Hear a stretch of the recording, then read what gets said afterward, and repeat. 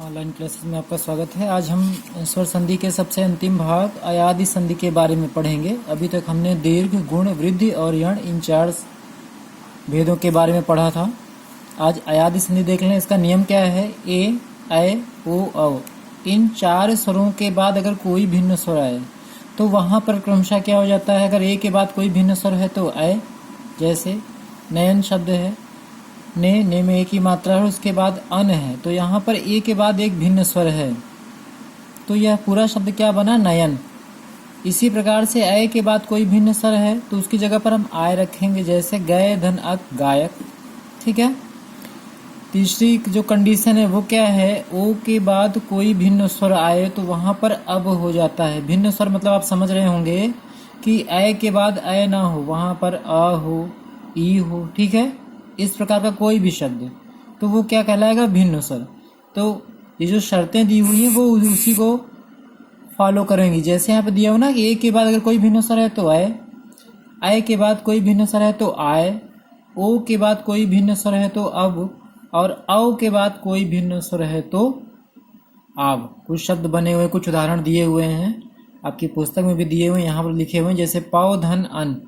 अब अगर पौ शब्द को हम देखें तो इसमें औ की मात्रा है। पा में औ जोड़ा गया है, पाव बना हुआ है। इसी प्रकार से पो है, पा में ओ जोड़ा गया है तो पो बना है। गा है, गा में ऐ की मात्रा जोड़ी गई है तो गय बना हुआ है। ठीक है। तो ये स्वर संधि का सबसे अंतिम भाग था। इसके पहले हम लोगों ने दीर्घ संधि पढ़ी थी, जिसमें समान स्वर आपस में मिलकर के दीर्घ स्वर वर्ण में परिवर्तित हो रहे थे। तदंतर हमने गुण संधि पढ़ी, जिसमें आ के बाद ई, उ और री होने पर क्रमशः ई है तो ए में, उ है तो ओ में, और री है तो आर में परिवर्तन हो रहा था।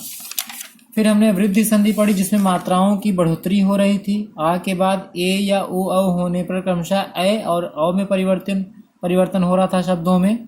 ठीक है। फिर हमने यण संधि पढ़ी, जिसमें क्या कहा गया कि ई के बाद, ह्रस्व ई या दीर्घ ई के बाद कोई भिन्न स्वर आए तो वहाँ पर या हो जाता है। उ के बाद कोई भिन्न स्वर आए तो वहाँ पे वाह हो जाता है। और अगर री के बाद कोई भिन्न स्वर आए तो रा हो जाता है।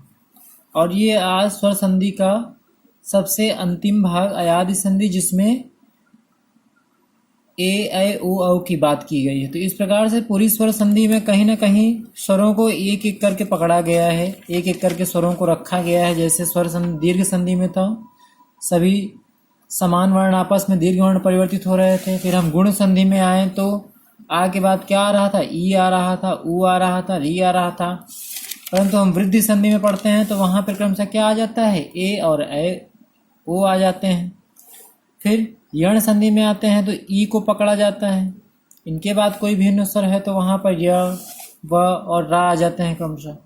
और फिर जब अयादि संधि में आते हैं तो ए, ऐ, ओ, औ इन चार संयुक्त स्वरों की बात की जाती है और उनके परिवर्तन की बात समझाई जाती है।